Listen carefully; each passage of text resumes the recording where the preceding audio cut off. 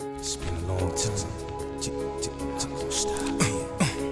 been a long time. Yeah, come on. Take this from me. Yeah. Hey, yo, it's my life, my time, my rights, my rhymes, my grind, my struggle, hustle, sweat in my blood too. I'm letting the smell fear. I smell a lot.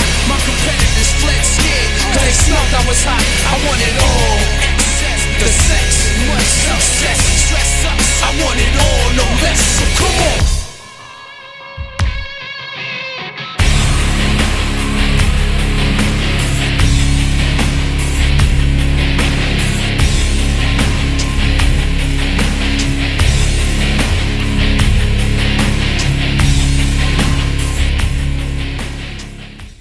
What up, it's your boy T-Bear Hunter Reaction. Today is the makeup of Wrestling Wednesday.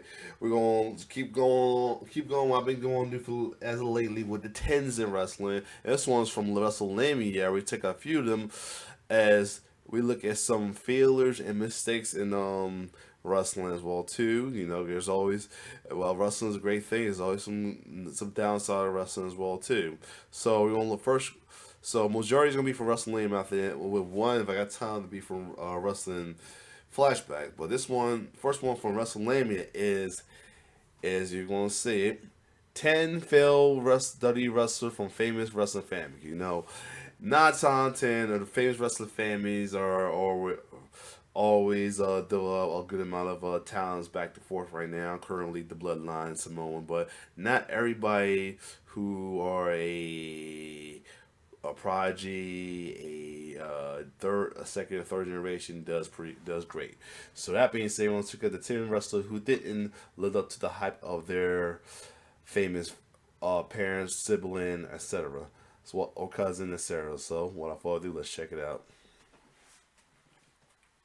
10 failed WWE wrestlers from famous families. Number 1, Shaul Guerrero. Yeah. Eddie Guerrero is a legend. The former WWE champion is celebrated as one of the best wrestlers to ever step into a ring. Eddie had it all: charisma, strong mic skills, and was a tremendous worker. And given Eddie Guerrero's pedigree, it would be hard for anyone to step into the spotlight under the Guerrero name. However, Shaul seemed to take up the task when she joined FCW in 2010. The second-gen star displayed remnants of her late father throughout her time in the developmental promotion. Shaul even won the Queen of the FCW in 2011, so what exactly happened? When WWE made the transition into NXT, the second-gen star didn't make the transition very well. However, it didn't particularly have anything to do with her skills, as it was a personal issue. Shaul was struggling with an eating disorder. She revealed during an interview that Joey Mercury noticed something wrong and she was sent to rehab for a 2-month stint.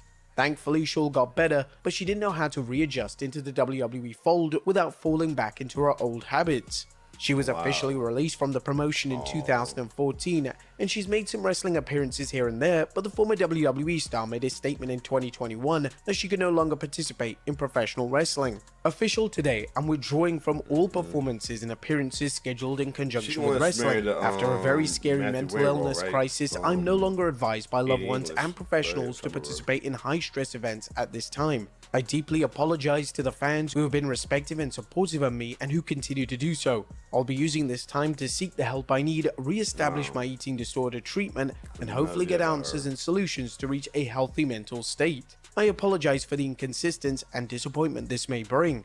These days, Shaul works as a performance artist, and though it's a shame that we'll never get to see her full wrestling potential realized, it's a great thing that she's living a happy and healthy life now. Ted DiBiase Jr. Ted DiBiase Jr. had all the tools for success when he made his main roster debut on May 26, 2008. It wasn't the fact that the second-gen star had won the World Tag Team title in his very first match, it was that Ted DiBiase displayed the same charisma and charm that got his father over in the 80s and 90s. DiBiase's most notable time was with Cody Rhodes and Randy Orton in Legacy, a dominant faction featuring second and third gen stars. But once Legacy disbanded in 2010, DiBiase slipped down the card, despite his attempts at trying to get him over as a solo act. The former World Tag Team Champion even tried to recapture the $1 million gimmick that made his father famous, but that failed on all fronts because the company failed to give him something good creatively. Although Ted's career was on its last legs in 2013, it was still shocking when he was released from WWE. Like Shaw, DiBiase was dealing with personal demons that forced him to step away from the spotlight. DiBiase revealed to Chris Van Vliet that he was wrestling with depression and anxiety, plus his commitment to being a family man was simply more important. Though he loved being a WWE star, he recounted his father working the WWE schedule and remembered all the missed birthdays and soccer games growing up. DiBiase didn't want to be that guy and turned down a lucrative 5-year contract. Now these days, the former World Tag Team Champion is in a very bad place. DiBiase was charged in 2023 with 1 count of conspiracy to commit wire fraud and theft concerning programs receiving federal funds, 6 counts of wire fraud, 2 counts of theft concerning programs receiving federal funds, and 4 counts of money laundering. His case is currently pending, and he could end up serving up to 35 years if he's found guilty. Sim Snuka. A Deuce and Domino was a fun act. A heel tag team with a classic greaser look was a nice hook for the gimmick, but only for the short term. When Sim aka Deuce made his debut on January 19, 2007, the gimmick was always on borrowed time because there was only so much you could do with the act. So it wasn't a surprise that the duo broke up over a year later after a decent tag team run. But Snuka's most memorable run is with Deuce and Domino because he didn't do anything as a single star. He immediately dropped the Deuce and Domino gimmick when he switched over to Raw, but jobbed to Santino Marella in his very first match as a solo act. It seemed that he was poised for something greater when Snuka joined Legacy, but once that story crashed and burned for him, then his career was dead. The final nail in the coffin was Snuka botching his spot in the Undertaker-Shawn Michaels match as a cameraman. Bruce Pritchard talked about Snuka on his Something to Wrestle podcast, and it boils down to Vince not seeing anything special in the second-gen star. Snuka wasn't given much of a chance to show what he could do as a singles act, but at the same time, his limited opportunities as a singles star were flat and forgettable. Lacey Von Erich. Lacey Von Erich would have been perfect for the Divas era, a blonde and attractive woman who couldn't wrestle her way out of a paper bag. But that isn't to say that Lacey couldn't get better over time, but the former WWE star didn't last long enough for the proper training. Lacey was only in FCW for 3 months before the company released her. It hasn't been confirmed why her stint in WWE was so short, but rumors I didn't even know she was on FCW. I knew her mainly from TNA. Wow. have it that the WWE opted to give her the pink slip after she requested a transfer to Ohio Valley Wrestling. Whatever the case may be, her most notable time in wrestling was in TNA. She was brought in as a member of the Beautiful People and even won the TNA Knockouts Championship. To Lacey's credit, she was progressing as a performer, but her stint in the promotion only lasted a year. And Lacey Von Erich could have turned out to be the next Trish Stratus, but it didn't seem that her heart was into wrestling. She made a brief comeback behind the scenes as a co-owner of SCW Fury, but unfortunately, the promotion shut down in 2022. Ray Gordy. As silly as the gimmick was, Jesse and Festus was a fun act. It stood out as something different on the main roster, and the Festus thing made for some genuinely great moments. However, it was clear that WWE saw Festus as the star, and their breakup sealed Jesse's fate. Creative tried to revive a gimmick that they had in Deep South Wrestling, Slam Master Jay, but the gangster act didn't work and it failed to get over on the main roster. Cena made his rapper gimmick work because he had a charisma and a cool factor that Slam Master Jay was clearly missing. Given his size, it wasn't a surprise that Jesse was treated as a jobber. Ray was never given a chance to live up to his father's name, though to be fair, he never had a breakout moment like his partner Festus. Manu.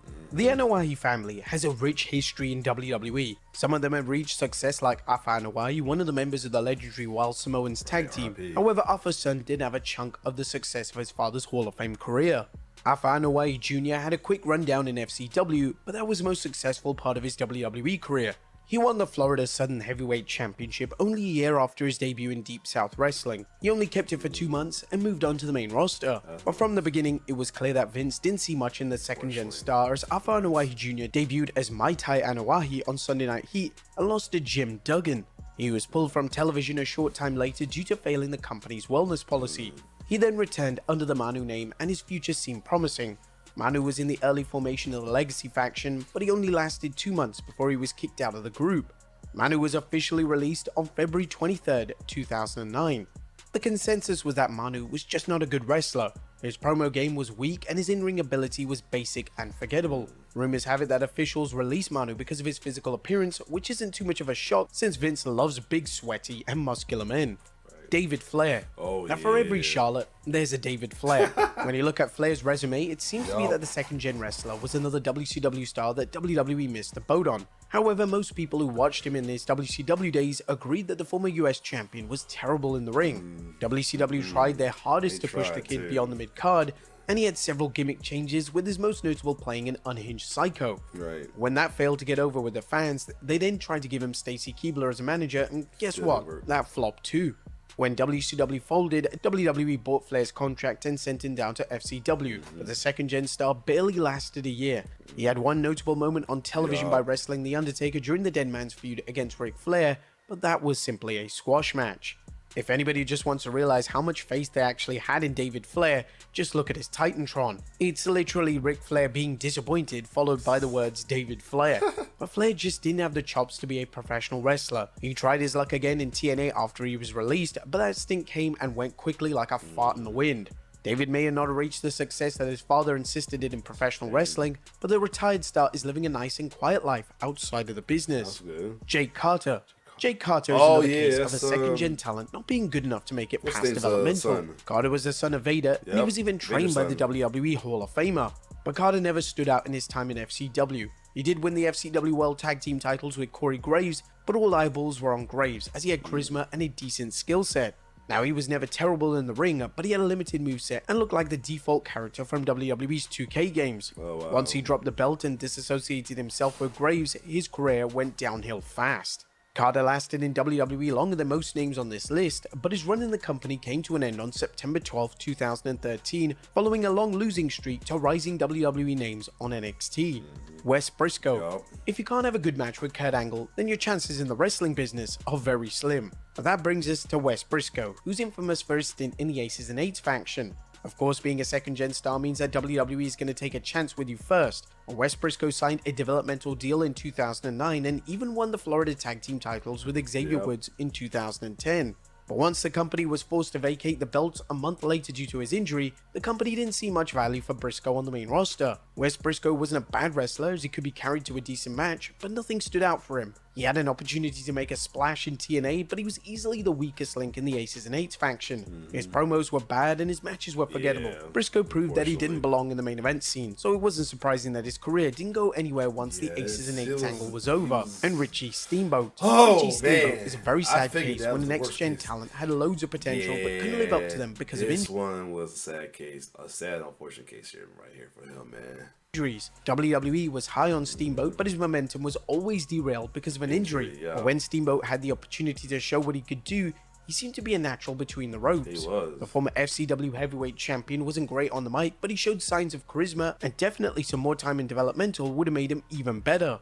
Steamboat won the FCW heavyweight and tag team titles, and it seemed that his injury problems were well behind him. But unfortunately, Richie suffered a serious back injury that turned out to be the nail in the coffin of his career. His final match was against Cassius Ohno in NXT on November 21st, 2012. Although he's been quiet since his retirement in 2013, the former WWE star is happily living with his beautiful wife and kids. But it's a shame that Richie's career ended on a sour note, but it's a stark reminder of how dangerous the wrestling business can be. But there you have it, folks. 10 failed. Yeah, so definitely good. I didn't know. Definitely remember seeing or hearing about as well too. I didn't know Lacey was on. He had a run on WWE as well too. I knew him only from TNA, to be honest. Everybody knew Ray Gorez, Jesse, and all that as well too. But yeah, it's crazy that sometimes everybody can live up to their famous family's legacy sometimes. But other than that, if you like my reaction, like, share, subscribe to my YouTube channel. It's your boy T-Bird signing off. One love.